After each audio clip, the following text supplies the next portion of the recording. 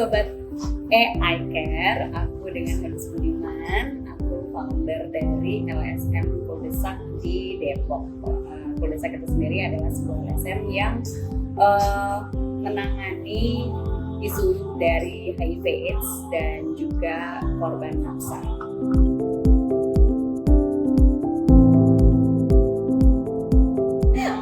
Ya, kalau aku adalah seorang ibu dari 3 orang anak yang aku lahirkan, plus 1 anak bawaan dari suami, jadi 4 anak yang aku punya.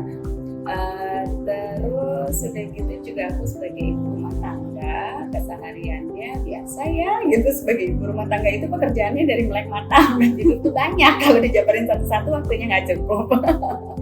Terus selain itu juga masih aktif di LSM sebagai konselor, jadi banyak banget aku menerima konseling dari teman-teman sebaya gitu. Teman-teman sebaya itu adalah teman-teman yang sesama ODIF, baik itu di Instagram ataupun di WhatsApp gitu. Jadi atau mereka datang langsung juga bisa gitu, offline ataupun online lah intinya gitu. Dan untuk kegiatan aku kayaknya hanya itu aja untuk sekarang ini. Sudah.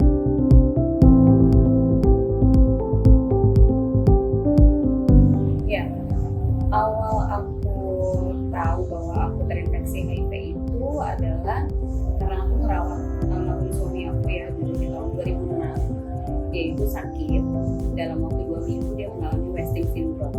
Jadi tiba-tiba badannya kurus habis gitu. Terus banyak jamur di mulut. Aku pikir cuma tipes biasa gitu kan, tapi dalam 2 minggu kok badannya cepet banget habisnya ya gitu.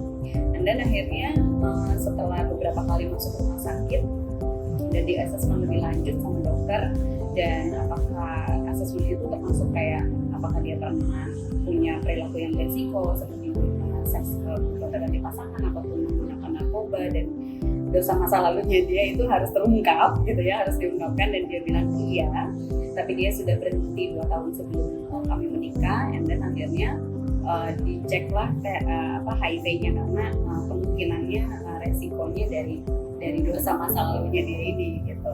Akhirnya dicek HIV-nya positif karena dia punya istri, anak ya, jadi mereka pun juga harus dicek, which is gue ya. Akunya juga harus dicek, anakku juga harus dicek. Ya alhamdulillahnya aku positif, aku negatif gitu. Terus bagaimana perasaannya? Aku biasa aja. Jujur aku biasa aja. Karena apa? Karena aku nggak tahu sama sekali apa itu HIV. Bener-bener se-on itu sih. Jadi emang bener-bener yang hasilnya reaktif ya gitu. Terus aku yang data aja gitu. Oke, gitu. Karena kayak nggak punya waktu juga untuk bersedih-sedih ria. Kondisinya pada saat itu tidak memungkinkan juga. Kondisi suami itu lagi drop banget, lagi benar-benar butuh support, lagi benar-benar butuh dukungan. Jadi so I decide to benar-benar ya fokus ke dia aja gitu. Dan aku punya baby, aku baru 40 hari melahirkan pada saat itu. Jadi benar-benar kayak punya 2 bayi gitu loh yang aku urus pada saat itu. Jadi benar-benar aku nggak bisa fokus untuk mikirin diri aku sendiri. Aku harus berjuang untuk mereka gitu. Jadi aku nggak memutuskan untuk tidak mau bersedih-sedih.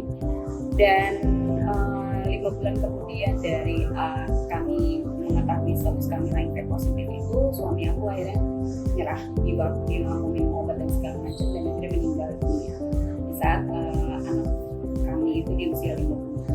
Di situ perasaannya hancur banget di saat pas justru ditinggal pergi sama beliau ya gitu. Dan kondisinya itu benar-benar yang wah kacau deh gitu ya, nerima stigma, nerima diskriminasi. Pastinya itu sulitnya, beratnya sih karena stigma dan diskriminasi itu sendiri. Kalau untuk HIV-nya aku nggak merasa, biasa-biasa aja, benar-benar kayak karena aku nggak ngerasa sakit pada saat itu, kondisinya aku masih baik-baik aja gitu. Jadi aku kayaknya nggak apa-apa, aku terinfeksi HIV gitu, aku baik-baik aja, I'm fine gitu kan. Tapi kok banyak ya stigmanya gitu, kok aku dicap jadi perempuan nggak benar ya kayak gitu, dicap seperti perempuan yang penuh dosa, terus deh gitu pokoknya ahli dosa tuh semuanya. Kayaknya aku tuh jadi sumber ahli dosa gitu. Jadi kemana-mana tuh kayaknya orang tuh menjauh kayak gitu ya, terus suka ngeliat dari atas ke bawah gitu sampai sebegitunya gitu, baik itu dari pihak layanan kesehatan, masyarakat, tetangga dan segala macam. Tapi ya I deal with that.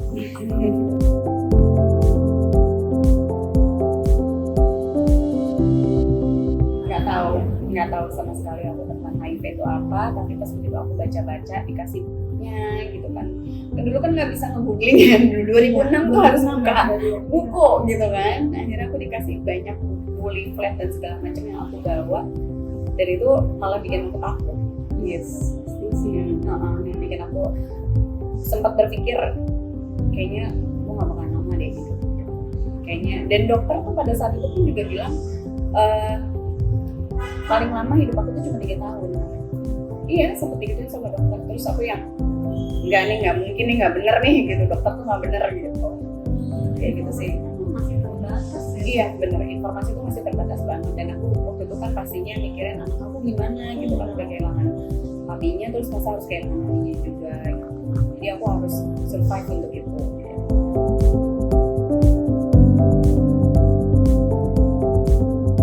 Nggak ada unsymptomatic, benar-benar yang nggak ada gejala sama sekali.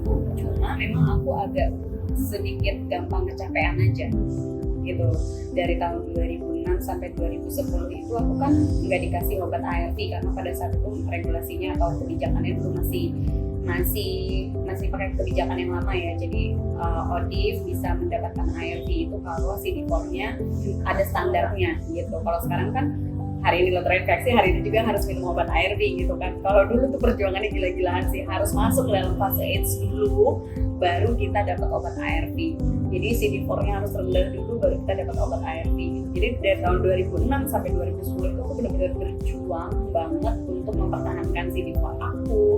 Dengan cara ya aku, bagaimana caranya aku bahagia gitu aja ya kan, karena itu yang bisa membantu aku untuk menjaga imunitas aku. Tapi kalau untuk masalah kayak aku udah terlalu memforsir kegiatan, pikiran gitu tuh nggak bisa dibohongin, capek banget pasti. Maksudnya jadi gampang lelah gitu sih.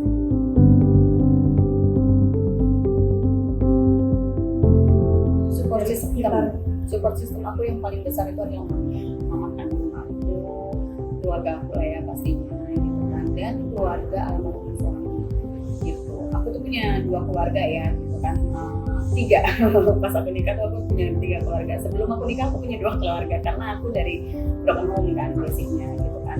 Jadi mama nikah lagi, papa nikah lagi gitu.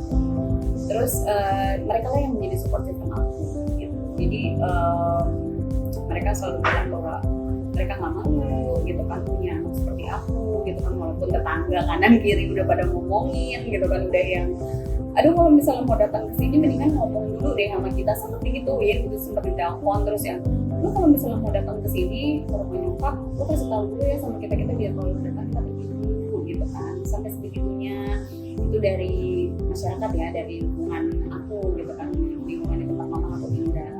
Tapi mama tuh yang selalu kalau aku datang tuh yang selalu haga sayang gitu, terus aku yang dipeluk, dicium, terus aku disuapin, kita main suap-suapan kayak gitu, terus apa gitu loh, terus ngomong besar-besar gitu. Mama tuh yang kayaknya sengaja banget untuk biar orang tuh tahu bahwa gue nggak apa-apa gitu, aku tuh baik-baik aja walaupun anak aku HIV nih, kita makan bareng atau ngapa-ngapain bareng tuh kita baik-baik aja kok gitu. Kayak gitu sih, itu yang membuat aku tuh makin jadi semangat lagi gitu. Gitu sih. Jadi walaupun kanan kiri tetangga orang lain banyak yang ngomong, tapi keluarga itu dukung sih. Pasti support systemnya itu yang paling besar itu. Kalau reason beda ya, support system dengan reason untuk aku mau bertahan itu hidup itu adalah anak pastinya. Karena aku punya 1 anak itu yang harus, itu amanah ya pastinya, yang harus aku jaga banget gitu kan, karena dia udah ditinggal sama papinya, so dia cuma punya aku pada saat itu. Jadi itu alasan aku mau bertahan.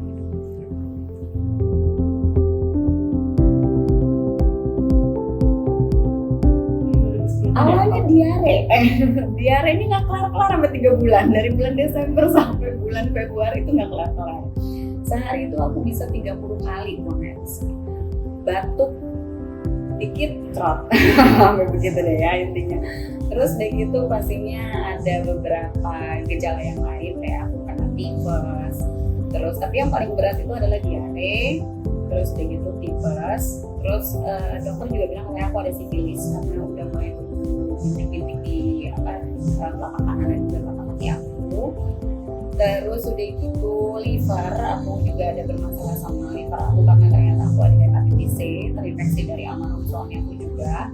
Banyak ya warisannya dari dia. Jadi selain HIV dia juga ada hepatitis C juga gitu.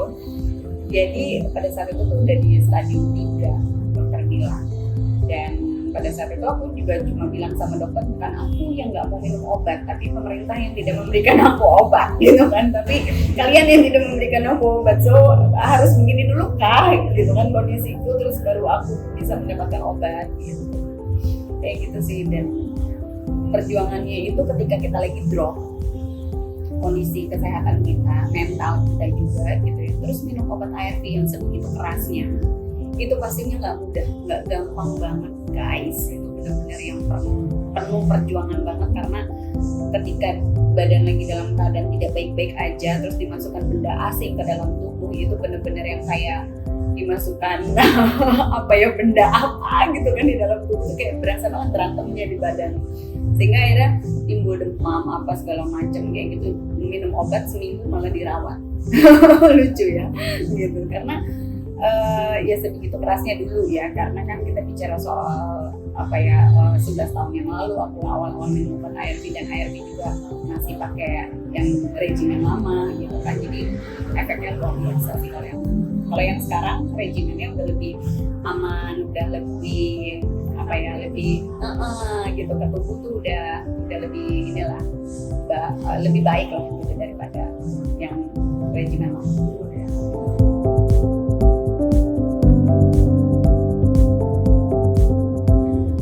Kalau ke keluarga, jujurly enggak, karena aku udah tahu bagaimana cara penularannya ya gitu kan. Itu hanya melalui 2 jarum, yaitu jarum tumpul dan juga jarum tajam gitu. Tapi kalau untuk kepasangan iya, jadi waktu aku dulu masih menjanda itu dulu aku pernah gitu pacaran sama yang negatif. Terus udah gitu setiap dia ngajak nikah aku ngilang karena kayak punya rasa ketakutan sendiri, kayak insecure gitu loh untuk mau ngelangkah gini, karena dia tuh udah open minded banget, karena dia udah lama banget tinggal di luar negeri. Jadi justru dia lebih paham daripada aku gitu kan. Tapi karena pada saat itu kondisinya aku belum minum obat ARV, itu yang bikin aku deg-degan gitu kan. Itu yang membuat aku tuh jadi insecure banget deh diajak nikah tuh, tapi terus belum minum obat ARV itu kan kayak rasanya kalau dia ketularan gimana gitu. Itu titik yang pernah aku rasain kalau aku menularkan ke orang lain seperti apa ya gitu. Jadi gue memilih untuk meninggalkan yang yang mencintai gue dan akhirnya gue memilih kehidupan yang lain gitu, yang lebih mencintai gue gitu. Terus udah gitu juga kalau untuk anak-anak, iya, waktu aku dulu memutuskan untuk mau hamil lagi, itu berantem dulu sama si suami ini, sama pak suami, karena sebelum kita nikah tuh memang dia udah bilang gitu bahwa bisa kok gitu kan, tapi kan gue waktu itu belum paham ya kan, belum tahu. Dan ternyata begitu tahu ada program PPIA, program pencegahan dari ibu ke anak. Ingat bahwa HIV itu untuk anak itu hanya bisa ditularkan melalui si ibu, dari proses kehamilan, melahirkan, dan juga menyusui. Hanya 3 proses itu aja kan, nggak mungkin anak tular dari papa itu, nggak mungkin ya gitu. Nah terus udah gitu, itu yang bikin aku sport jantung juga gitu. Jadi kalau dia bilang nanti kalau kita nikah kita punya anak gitu kan, itu yang bikin aku beradu argumentasi sama dia. Karena apa? Karena aku punya trauma. Karena apa? Karena si anak aku yang pertama itu virusnya sempat terdeteksi. Awal itu sempat terdeteksi karena dia diceknya itu di bawah 18 bulan. Dan pada saat itu aku sempat menyusui gitu kan. Aku melahirkan anak aku yang pertama itu secara normal, dan aku memberikan ASI eksklusif selama 3 bulan kepada anak aku itu. Dan ternyata virusnya terdeteksi gitu. Terdeteksi itulah yang membuat aku tuh jadi stres gitu, sehingga akhirnya aku merasa bersalah dan apa segala macam. Nah suami aku pun juga si almarhum itu dulu tuh merasa stresnya atau depresinya itu di titik yang paling menghantam dia itu adalah ketika dia tahu aku dan anak aku itu terinfeksi, gitu, sama-sama terinfeksi, gitu. Jadi itu di situ dia membuat dia makin lemah, gitu kan. Nah terus udah gitu, tapi alhamdulillahnya pada saat dia pada saat itu dokter sempat bilang bahwa ini yang terdeteksi masih imun-imunnya, gitu kan, karena dia belum punya imun sendiri, jadi yang terdeteksi itu adalah imun-imunnya, apalagi dia kan menyusui, gitu, dia kan netek ya, akan ngasih ASI eksklusif gitu sebenarnya, jadi otomatis ini yang terdeteksi ini masih imun-imun kok, nanti dia punya imun sendiri baru kebentuk after 18 bulan, jadi kita tunggu ya sampai 18 bulan, suamiku nggak sabar udah pergi duluan dia gitu, udah ngerasa guilty feeling duluan. Nah pas 18 bulan itu di saat aku tes viral load-nya alhamdulillah undetectable, nggak percaya 2 tahun aku tes lagi untuk VCT negatif atau non reaktif ya. Wah itu sampai di situ aku udah benar-benar oke, semangat gitu, baru semangat hidupnya ada lagi. Nah disitulah aku pernah punya masa trauma seperti itu sehingga mau punya anak lagi tuh jadi mikir 2 kali gitu kan. Nah akhirnya aku memutuskan untuk ikut program PPIA di saat virus aku sama-sama undetectable nih sama si suami. Suami boleh lepas kondom di masa aku subur, terus juga tapi tetap pakai kondom lagi after that. Terus udah gitu selama 1 minggu ya kita boleh lepas kondom di masa subur. Terus setelah itu melahirkan pun juga aku memutuskan untuk disesar dan aku tidak memberikan ASI karena traumatik tadi. Tapi sebenarnya dengan program PPIA yang tadi aku jabarin itu boleh banget kita melahirkan secara normal dan juga memberikan ASI eksklusif dengan syarat-syarat dan kondisi tertentu.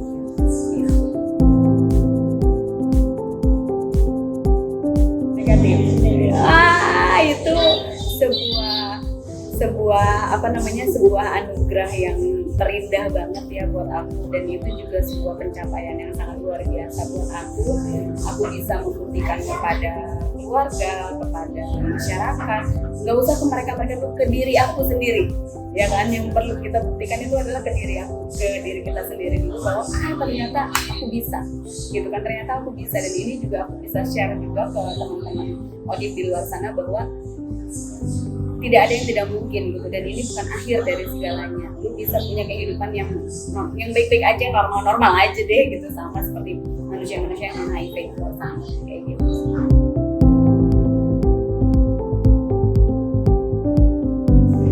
Pasti. Nah kalau diskriminasi mah banyak ya. Pertama dari lingkungan keluarga. Kalau dari lingkungan keluarga aku sendiri tuh sempet kayak dipisahin gitu loh alat makan, terus begitu juga kamar mandi, terus sempat kayak begitu. Terus cara solusinya gimana? Aku bawa buku dari rumah sakit tuh kan banyak leaflet apa segala macam, pencegahannya apa, cara penanggulangannya gimana, terus cara penularannya seperti apa. Udah aku sebar-sebarin di rumah amat. Nah akhirnya mereka baca. Begitu mereka baca sekali lagi, mereka tahu apa kalau udah edukasinya dapat, udah akhirnya mereka sadar kan, melek tuh tentang HIV itu apa. Oh ternyata tidak menular kok melalui kontak sosial kayak kita makan bareng, jadi akhirnya nggak dipisahin lagi. Pernah juga dapat diskriminasi juga dari keluarga almarhum yang dulu katanya aku yang nularin si almarhumnya, jangan-jangan kamu lagi yang nggak benar gitu kan, padahal udah jelas almarhum dulu yang pengguna narkoba suntik gitu kan. Kalau aku emang bisa dicek deh dulu kan, aku itu kan nikah juga masih dalam keadaan virgin gitu. Terus begitu kalau dari layanan kesehatan juga begitu, kita datang dari dulu ya gaya aku memang seperti ini karena aku adalah beauty consultant gitu kan, jadi ya pastinya aku harus bermake up gitu, aku harus dandan dan memang gaya aku seperti ini dari dulu gitu kan. Rambut aku pun juga dari dulu berwarna-warni gitu, jadi kalau gue datang ke layanan kesehatan gue udah di screening gitu loh dari atas ke bawah gitu kan, dan selalu pakai high heels gitu karena memang performance buat aku itu penting gitu kan, karena aku sebagai beauty consultant. Jadi itu menunjukkan pribadi kita tuh gitu kan seperti apa gitu. Terus selalu kayak di stigma gitu loh ya kan, ngapain masuk ke ruang konseling HIV gitu, kalau jangan HIV perempuan nggak bener nih gini kayak gitu. Terus udah gitu kalau dari lingkungan masyarakat tadi aku udah cerita ya gitu kan, gimana telepon terus gitu nggak boleh datang kayak gitu, macam-macam kayak gitu. Tempat kerja juga. Di tempat kerja, di tempat kerja enggak. Tempat kerja enggak, aku sempat kerja karena di tempat kerja juga aku nggak terbuka gitu kan, aku juga nggak membuka status aku HIV positif, tapi aku memang sempat cerita sama salah satu teman kerja aku yang paling aku percaya gitu kan, dan dia alhamdulillahnya tuh ngerti gitu, udah tahu tentang HIV itu apa gitu kan, dan dia adalah mungkin salah satu dari kelompok beresiko juga gitu kan. Jadi dia bilang kok gitu, jadi dia benar-benar merangkul aku gitu kan, terus udah jadi malah baik gitu sama gue tuh, malah ngejagain gue banget gitu kalau di kantor.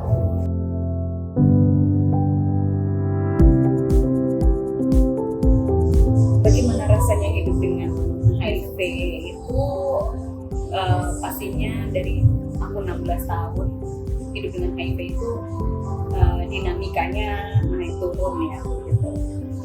Ya kalau dulu zamannya aku terinfeksi HIV terus aku belum minum obat ARV itu pastinya lebih susah ya, karena gampang capek gitu kan ya, benar-benar sakit jadi gampang kena penyakit gitu. Jadi orang flu aku ikut flu, orang batuk aku ikut batuk gitu. Jadi kalau kayak anak aku deh, namanya anak-anak kan sering banget keserang demam, keserang flu gitu kan, batuk pilek gitu kan. Jadi dia sakit aku ikut sakit gitu, gampang banget deh gitu kan kena penyakitnya. Terus deh gitu kalau tapi seiring berjalannya waktu terus aku minum obat ARV itu ada fase denial. Ya aku melewati beberapa fase tuh ya, ada fase denial. Denial itu ya kayak tadi tuh, aku marah-marah, aku kayak nggak terima, aku minum obat rasanya gini amat gitu kan, sampai terus begitu sempat aku buang obatnya gitu. Terus begitu sampai sempat nggak mau minum obat, sempat bosen minum obat, ada di titik itu gitu, aku ngapain sih aku minum obat dulu gitu kan, kayaknya sampai kapan sih kayak begini gitu, itu berat banget rasanya gitu.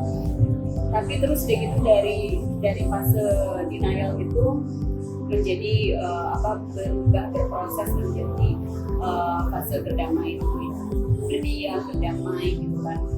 Dengan diam berdamai inilah di situ aku mulai cari-cari informasi, edukasi, terus juga cari support system yang lain di luar circle keluarga aku gitu kan, yaitu aku bergabung di komunitas. Nah dari fase kedua aku menuju ke fase ketiga, yaitu move on. Nah inilah adalah bentuk aku yang sudah move on sekarang gitu ya, ada di zaman sekarang ini yang udah aku tuh udah gak mikirin lagi tentang beratnya minum obat ARV, karena menurut aku ARV itu adalah sebuah kebutuhan buat aku. Ibaratnya kalau misalnya perut lapar itu harus kita kasih makan. Virus juga bisa lapar gitu, kalau dia lapar makanannya dia adalah CD4 kita atau sel kekebalan tubuh kita. Nah daripada dia ngegrogotin sel CD4 gue terus gampang sakit, mendingan gue kasih minum obat cantik ya terus dicep diem bobo di dalam tubuh aku, dia pun tetap bisa beraktivitas, aku bisa tetap ngurus anak-anak aku gitu kan, aku bisa tetap bermanfaat juga ya, berdampak juga buat orang lain kayak gitu.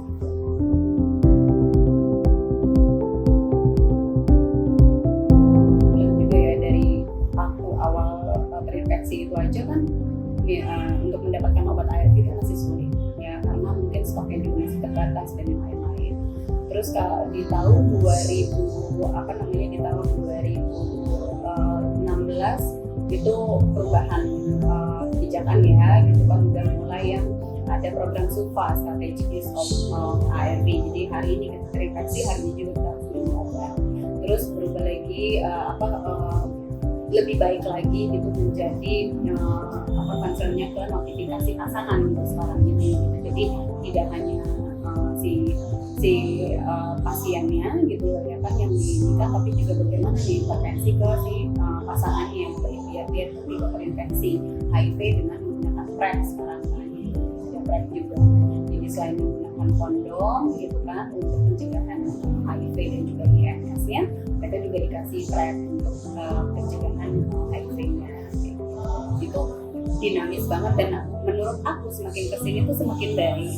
Terus untuk stigmanya sendiri di layanan tuh juga udah semakin menurun ya dibandingkan zaman aku dulu gitu. Walaupun masih ada 1-2 itu menurut aku itu adalah oknum gitu kan, yang mungkin mereka belum terpapar ya, atau terpapar informasi dengan tepat, atau ya masih kolot gitu kan, atau bagaimana gitu ya.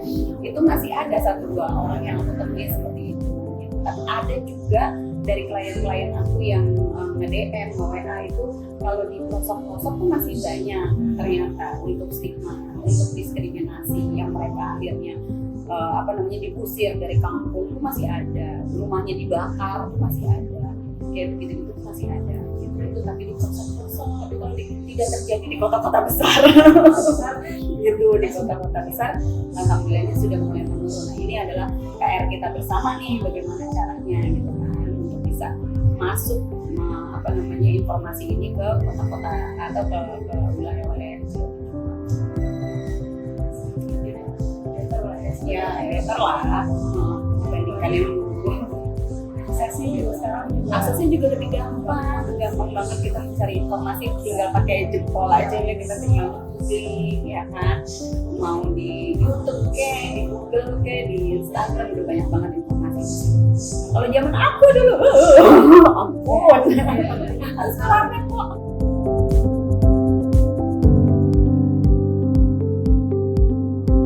Ya, kuncinya itu tadi satu, bahwa untuk mempunyai kemauan aja kita untuk minum obat itu tidak cukup. Kayak gue nih dulu ya, belum dapat obat ARV, pengen banget kan minum obat ARV itu, pengen banget gitu. Tapi ketika udah dapat obat ARV-nya ternyata udah berat banget ya gitu kan rasanya itu. Terus sempat bosen juga dan segala macam. Jadi fase-fase itu mungkin ada beberapa orang juga yang mengalami, yang sedang mengalami ini. Tolong dipikirkan lagi untuk 2 kali gitu kan, bahwa ini adalah kesempatan kita gitu untuk dapat memanfaatkan waktu sebaik-baiknya. Ingat bahwa yang namanya kita dapat obat ARV itu udah gratis dan sekarang juga udah lebih aman di badan gitu kan, itu adalah suatu ini banget ya. Jadi ibaratnya tuh kalau misalnya udah minum obat, seperti tadi aku bilang, minum obat ARV itu jangan dijadikan beban gitu, tapi jadikan itu sebuah kebutuhan. Daripada virus kamu itu menggerogoti CD4-mu atau sel imun kamu, mendingan kamu kasih dia obat tidur. Kalau aku bilang itu obat tidurnya si virus gitu kan, biar dia tersupresi, dia nggak bisa ngapa-ngapain, dia mengunci di dalam situ sudah gitu kan. Jadi akhirnya kita bisa pulih kembali, kita bisa beraktivitas dan yang lain-lain. Tapi kembali lagi itu keputusan ada di tangan kalian, tapi saya minta untuk kalian bisa mengambil sebuah keputusan yang tepat gitu. Jangan salah mengambil keputusan, yaitu menyerah. Jangan deh, itu kasihan gitu kan. Kalian punya masa depan masih panjang.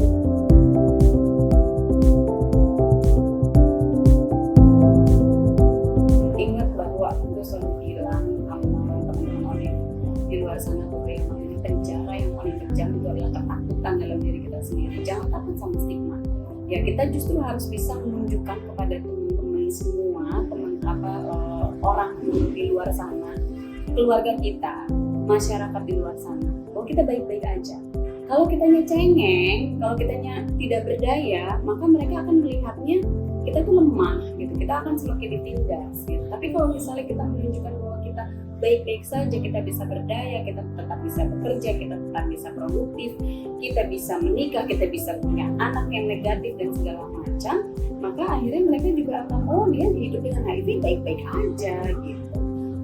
Ingat bahwa masyarakat itu akan melihat dan juga menilai itu berdasarkan dari apa yang kita perbuat gitu. Jadi kalau misalnya kita self pity atau mengasihani diri kita sendiri terus gitu ya, maka hidup kita juga akan dikasihani terus gitu ya sama orang lain. Tapi kalau kitanya bisa survive, kita benar-benar tough ya, kita benar-benar berjuang gitu, orang juga akan sangat menghargai perjuangan kita. Ternyata seperti itu.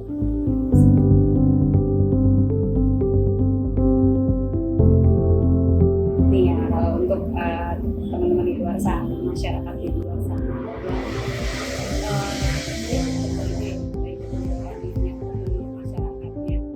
menjadi seorang ODIF itu tidak akan mengurangi nilai kita menjadi manusia, tapi yang bisa mengurangi nilai kita menjadi manusia adalah ketika kita tidak bisa memanusiakan manusia. Itu sih pesan dari aku.